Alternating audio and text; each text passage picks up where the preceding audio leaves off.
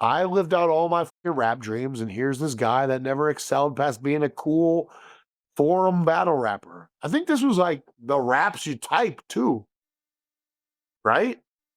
Oh, like the texting kind of battles? It was like that shit, I think. That's what he's gonna be remembered for.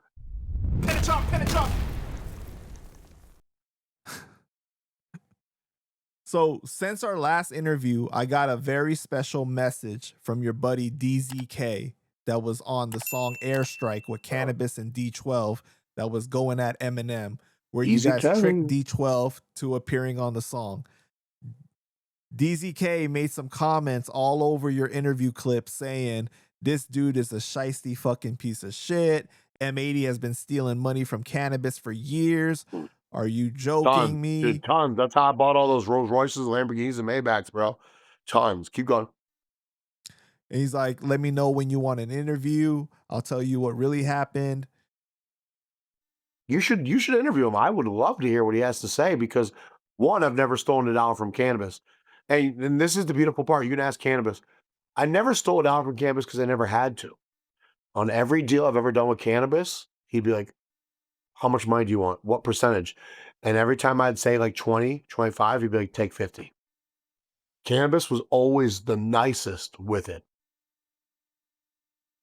So I never, Can we clap it up for Canibus though? Like, because they Canibus always never, accuse us of hating Canibus. Cannabis never fucked me on a dollar. He never fucked me on a credit. Props to Canibus. All right. And that's why I still have love for him. I've never seen any of these comments you're talking about on the thing, but I think you told me he said he came up with the idea. Yeah. I I came up spoke with to the idea. him through DM too. I came up with the idea. I called It's the story in my book is 100% true. I came up with the idea. I called Canibus. Canibus loved the idea.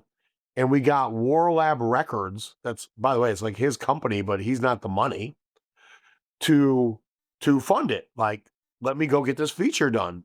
And we took the money from the marketing budget because we knew that that song would propel the whole album. DZK was a great rapper. He was the first rapper I ever saw who recorded sitting down. I'd never seen that. I guess it's very common now. But I was like, oh shit, okay. But it was for all like his battles. He didn't really have any music out at the time.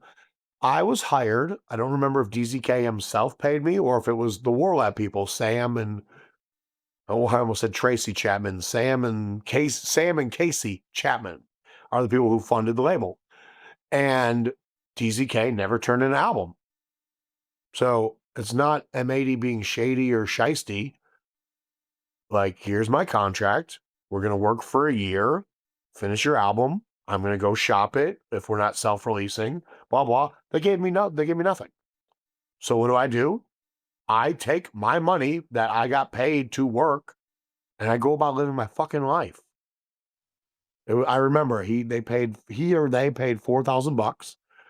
I went to his house in Virginia. I got the money, saw his recording set up. Like, you know, I got them the Canibus deal done.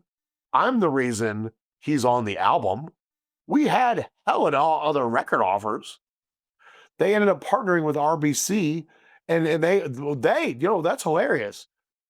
They, Warlab, owe Canibus $10,000 plus dollars. I think it's actually like 30,000 something.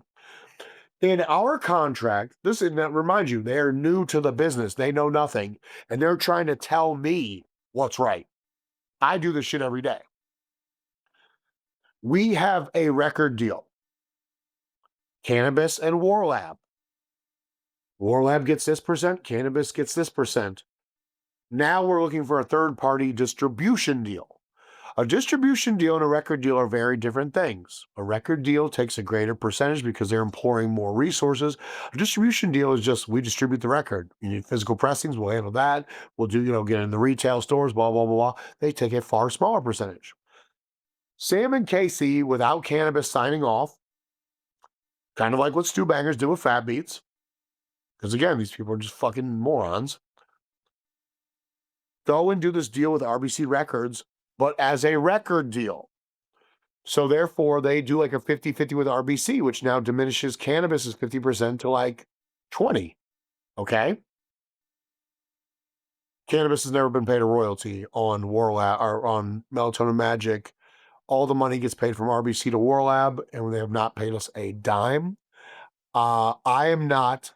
I would get paid a percentage based off of Canibus's take, but with no take for Canibus, there's no future M80 money. So no, DZK, I'm sorry, I don't steal from Canibus. I didn't steal from you. I didn't steal from Warlab Records, but I would bet you. Let's see, I think I have access to right now $5 million. I can go just make a call and pick up $5 million.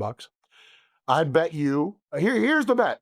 I bet you, Casey and Sam Chapman, that you owe Canibus money on Melatonin Magic. I will bet $5 million. Think about it. He's owed less than 30 grand, according to my calculations. You stand to make $5 million on this bet. Would you like to accept the bet? All three of you have to sign off on it in writing. And that's that. And we never sued. We never sued, like unlike the Fat Beats thing with Capadonna and them, because Canibus was just like, fucking let it go. Fuck these dudes. We'll never work with them again. I never want to see any of these motherfuckers. Fuck DZK. Fuck the other guy. What was it, like Warbucks or some shit? He was cool. He really just caught a stray there, but you know, he was DZK's right hand man. Fuck the Sam and Casey and blah, blah, like, and then we went on to do deals just with RBC, and you know, that money gets paid directly to Canibus. Simple. So no, I'm not shady. I'm not shiesty. I'm sorry your career panned out to you being a fucking internet battle rapper. I'm sorry that's all it ever was. I actually thought you'd be a good rapper, like be able to release albums and people might give a fuck based off of how people cared about you in the battle arena. But I never stole from Canvas. I never stole from you.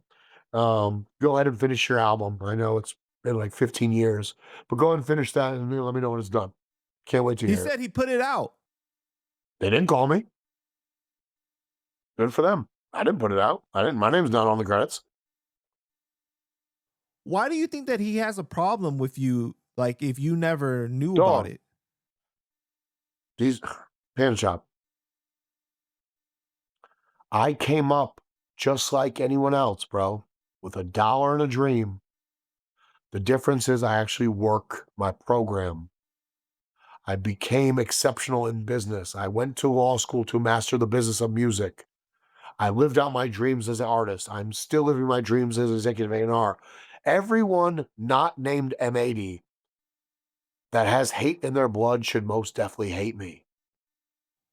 I have lapped all my peers 100 times over. I have love for those who show love to me. I'm grateful for the fans that buy the product, that support the releases, that fuck with the artists I fuck with, that know that I'm helping their careers. DZK probably still, no, he can't live at home with his parents in the basement. He can't be that bad off. DZK just took a different life course, bro.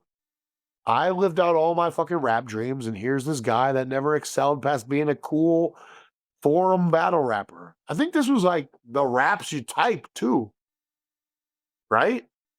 Oh, like the texting kind of battles? It was like that shit. I think that's what he's gonna be remembered for. And he's on airstrike.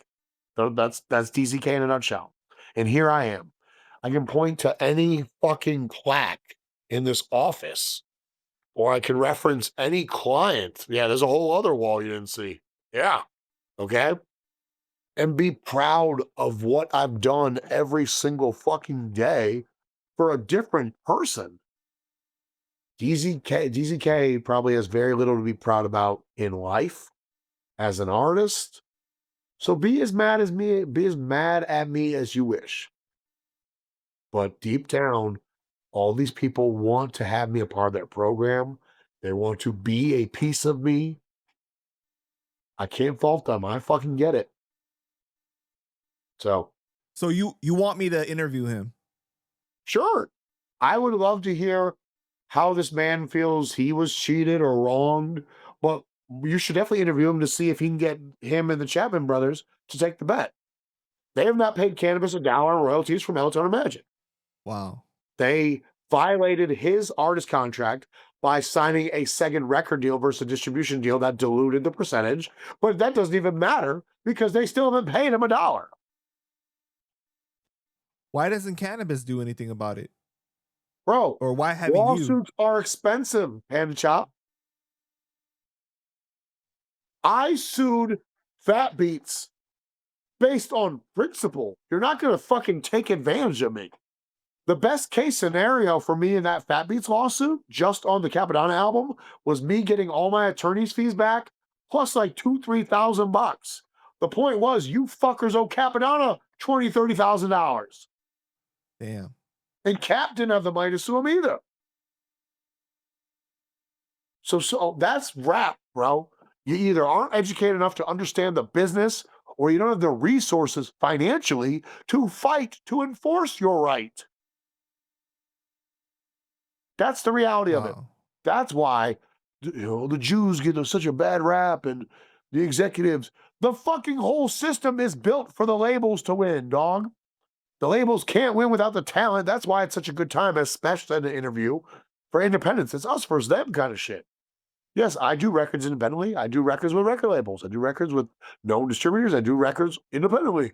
Goes both ways. It depends on what the business is. What are you bringing to the table? I know what my artists are bringing to the table, but if there's a label or distributor that can do more for us than we can potentially do on our own accord, I will engage them in business for better or worse. Okay? The system was never designed for the artist to win, and that's why things like TuneCore and CD Baby and blah, blah, all these aggregators started blossoming. It was the first chance an artist had to get in the same digital space as that of their commercial contemporary counterparts. There's no underground anymore. You can put out an album and be on Spotify. I can put out an album and be on Spotify. You can, be interviewed in these magazines. I can be. You can be on Shea 45. I can be. They've leveled the playing field, but guess what? It still takes fucking money to get to where you need to go, to record a record, to shoot videos, to hire marketers, PRs. It all takes money and resources. There's no underground anymore.